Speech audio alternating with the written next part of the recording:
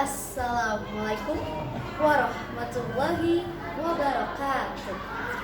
Sampurasun. Abdi pamilon nomor 36. Bapak Kepala Sekolah hormaten simkuring.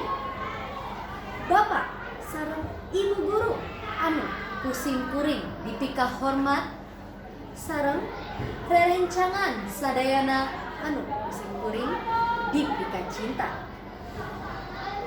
Langkung tipayun mangga urang sanggakeun puji sinareng syukur kehadirat Allah Subhanahu wa taala. Alhamdulillah dina dinten ieu urang sadayana dugi ka tiasa patepang dina acara anu sae dina keadaan sehat walafiat. Hadirin anu pusing kuring dipika hormat, dina waktos ieu sim kuring bade ngadugikeun pidato anu judulna Tata Krama Urang Sunda. Kantos sadayana parantos uningan naon anu dimaksud tata krama. Tata krama teh nyaeta mangrupi kebiasaan, adat, sopan santun, atanapi sok disebat oge etiket, atanapi etika anu parantos mangrupikeun tuntunan di hiji masyarakat, atanapi daerah dina waktos anu tos tangtos. Ku kituna tata krama di hiji masyarakat tiasa benten sareng nu aya di masyarakat sanesna. Kitu oge tata krama urang Sunda pasti benten sareng masyarakat sanesna. Tata krama teh aya dina sagala rupi wangun komunikasi atanapi tindakan antarjalmi. Sapertos tata krama dina nyarios, tata krama dina tuang, tata krama dina tatamu, sareng sajabina. Keras upami murang kalih ayeuna di wartosan teh sok ngawaler bagenanan nu hartosna masa bodo. Kanggo contoh, mangga urang tingali tata krama dina nyarios atanapi tata krama dina nganggo basa dina basa Sunda. Dina basa Sunda aya dua ragam basa, nyaeta ragam basa hormat atanapi lemes sareng ragam basa loma.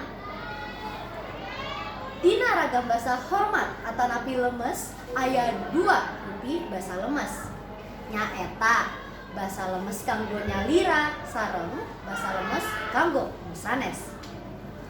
Ku ayana ragam basa dina basa Sunda teh sanes kanggo ngabentenkeun satu sosial tiap jalmi, namun kanggo ngahormat ka sepuh sareng ngajen ka sasama.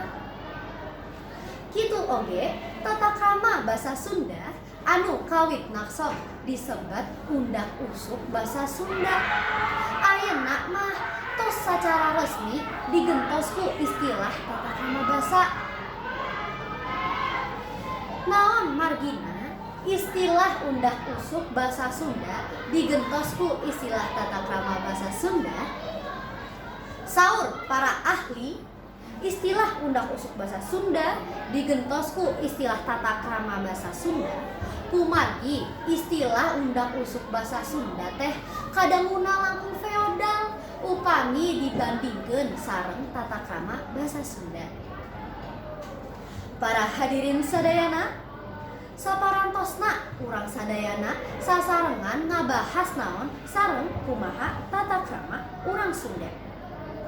Utamina tata krama dina nganggo basa Sunda.